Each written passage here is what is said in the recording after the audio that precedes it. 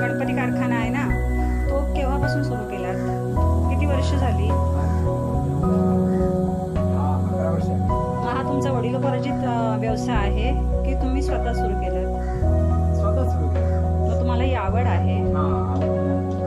कधीपासून ही आवड निर्माण झाली तुम्हाला? मी जवळ 7वी 6वी ला असताना लहान मध्ये आपल्या साध्या मातीचे घरी करायचं. मग तुम्ही शाळेत कधी असे बनवले होतात मातीच्या वस्तू?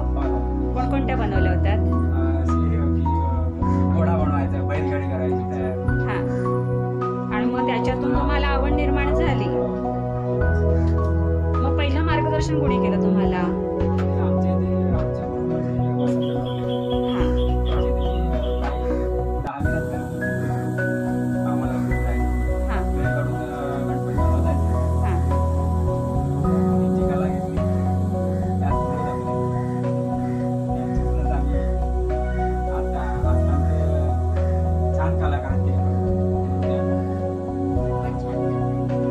ही जी तुम्ही गणपतीची मूर्ती बनवता त्याच्यातून तुम्हाला खरोखर आनंद वाटतो का?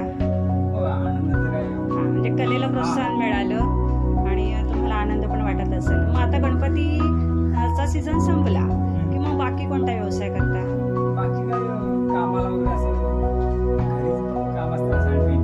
पेंटिंगचं काम करता. कोणकोणत्या प्रकारचं पेंटिंग करता?